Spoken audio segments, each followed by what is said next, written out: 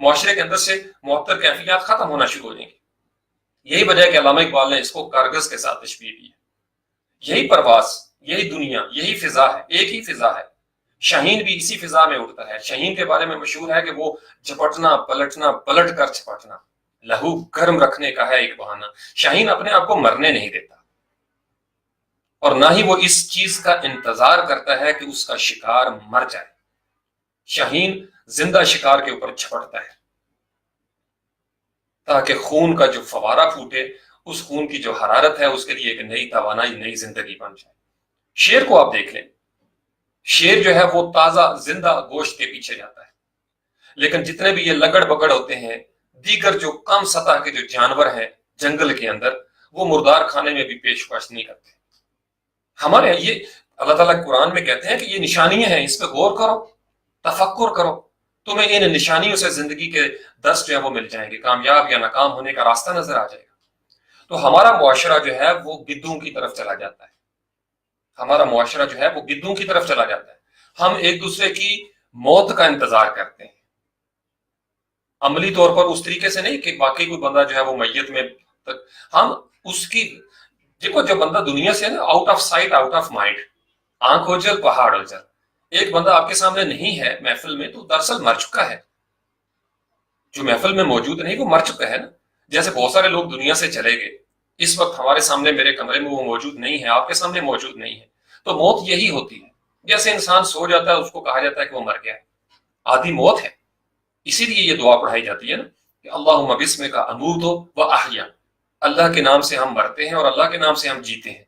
اگرچہ آپ سو رہے ہیں، آپ مر نہیں رہے، لیکن مرنے کی طرح کی وہ کیفیت تو ہو جاتی ہے نا نیند کے اندر۔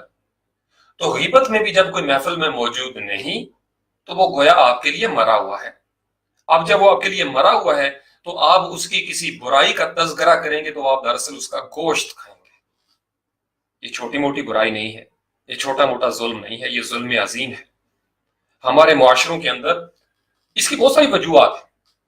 میں نے آپ کو بتایا حسد بھی اس کی وجہ ہے، آپ کو کسی پہ غصہ آیا ہوا ہے۔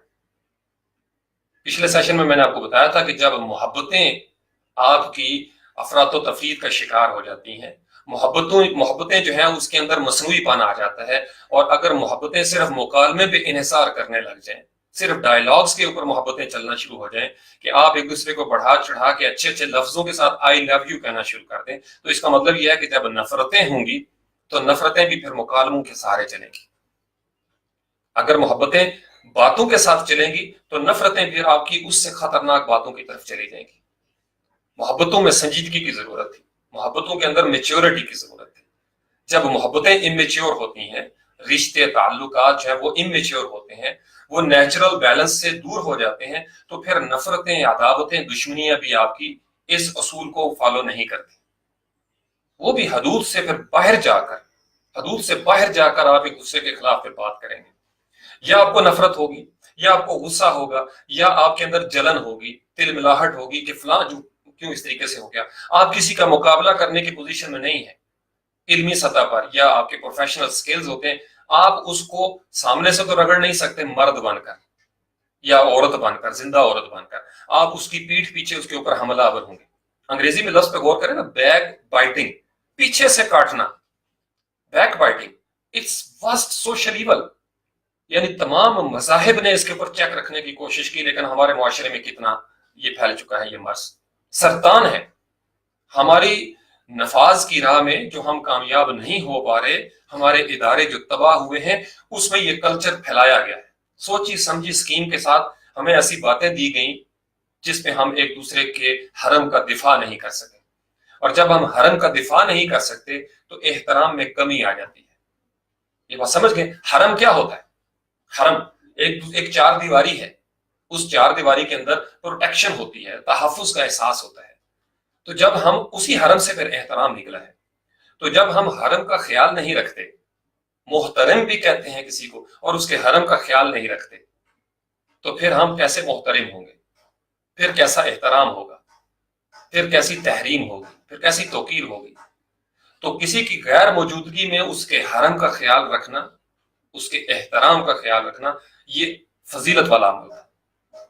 اور ہم یہ چونکہ بظاہر ہمیں بڑا سستا لگتا ہے، میں نے آپ کو بتایا نا، مردہ گوشت کو کھانے میں زیادہ محنت نہیں کرنا پڑتی، گدوں کو زیادہ محنت نہیں کرنا پڑتی، نہ انہیں جانور مارنا پڑتا ہے، نہ شکار کرنا پڑتا ہے، وہ مر گیا اس کا گوشت کھا لیتے ہیں۔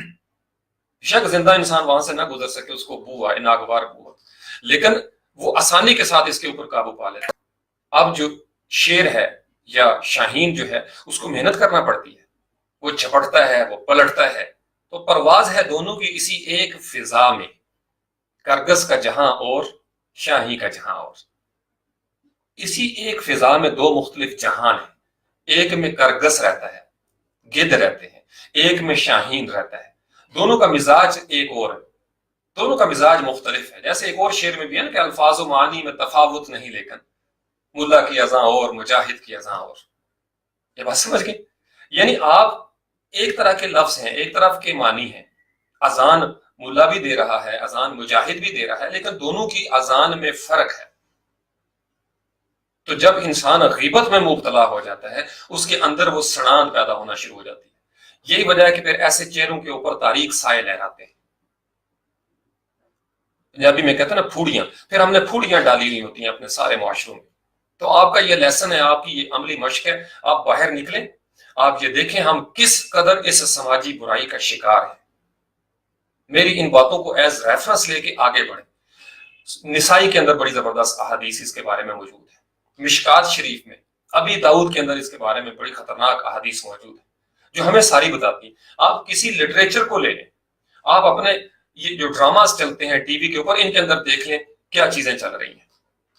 ساس بہو کے درمیان غیبت کا رشتہ ہو جائے، نندوں اور بہو کے درمیان غیبت کا رشتہ ہو جائے، یا دیور اور بھاوج کے درمیان غیبت کا رشتہ ہو جائے، ماں باپ اور اولاد کے درمیان غیبت کا رشتہ ہو جائے، استاد اور شاگرد کے درمیان غیبت کا رشتہ ہو جائے، یا سولجرز اور آفیسرز کے درمیان غیبت کا رشتہ ہو جائے، سیولین جو ہے بالادستی پہ چلے جائیں آپ، وہاں پہ اگر وہ غیبت کا رشتہ ہو جائے تو پھر کیا حال ہوگا؟ ہم سب ایک دوسرے کے مردہ گوشت کھا رہے ہوں گے۔ اس لیے میں نے شروع میں کہا تھا کہ اگر میں آپ کو یہ کہوں کہ ہم مردار کھاتے ہیں تو ہمیں برا لگے گا، فَقَرِخْتُمُوهُ، لیکن ہم جب عملی طور پر دیکھتے ہیں جو ہمارا درد ہے، میں پچھلے کئی سیشن میں یہ کہہ رہا ہوں کہ ہمارا کول کچھ ہو رہا ہے، تھیوری پہ ہم بلیو کرتے ہیں۔ یہ قرآن پاک میں نے آپ کو پہلے سیشن میں بھی دکھایا تھا، ہمیں پتہ ہے اس کے اندر کیا ہے، تھیوری کی حد تک ہم اس کے خلاف بات نہیں سن سکتے، ہم اس کو چومتے ہیں، چاٹتے ہیں، ہم اس کو سجا سجا کے رکھتے ہیں۔ غیبت کیوں ختم نہیں ہوتی؟ زنا سے بڑا گناہ ہے، بدترین جو بدکاری ہوتی ہے اس سے بھی بڑا گناہ ہے غیبت۔ آپ ذرا پرسنٹیج نکالیے گا، فیصد کتنے فیصد ہمارا معاشرہ جو ہے وہ غیبت کر رہا ہے، کتنے فیصد؟ بھائی صاحب رونگٹے کھڑے ہو جائیں گے۔ اپنے آپ سے شروع کریں، کھرچ کھرچ کے ان جونکوں کو اپنے جسم کے ساتھ اتاریں۔ میں بچپن میں ایک دفعہ ہم کسی چھپڑ کے اندر کود کے، وہاں پہ وہ چھوٹا سا پانی اکٹھا ہو گیا تھا ڈوم کے ساتھ ہی، تو میرے پاؤں کے ساتھ ایک جونک چمٹ گئی، اور پھر میرے کزن ہے سید ظہور، تو انہوں نے اس کو اتارا، وہ بالکل ایسے ساتھ چپک جاتی ہے اور پتہ بھی نہیں چلتا، اور وہ آپ کا خون چوستی رہتی ہے، پتہ بھی نہیں چلتا۔ جونک کے چمٹنے سے آپ کو گدگدی تو ہوتی ہے لیکن درد نہیں ہوتا۔ اس بات پہ ذرا غور کیجیے، اس کیفیت پہ، گدگدی تو ہوتی ہے، درد نہیں ہوتا، کیونکہ اس کے دانت تو ہے نہیں، وہ سک کرتی ہے آپ کے بلڈ کو۔ تو بڑی مشکل سے پھر جب اس کو اتارا گیا تو ٹھک کی آواز آئی، اور جتنی جگہ پہ وہ چپکی ہوئی تھی وہاں پہ گول دائرہ تھا، مجھے آج بھی یاد ہے، بچپن کی بات ہے، بہت چھوٹی عمر کی۔ یہ جونکیں ہیں، سماج کے ساتھ چپکی ہوئی جونکیں ہیں جو ہمارا خون چوس رہی ہیں، ہماری توانائیوں کو چوس رہی ہیں، ہمارے رشتوں کو چوس رہی ہیں۔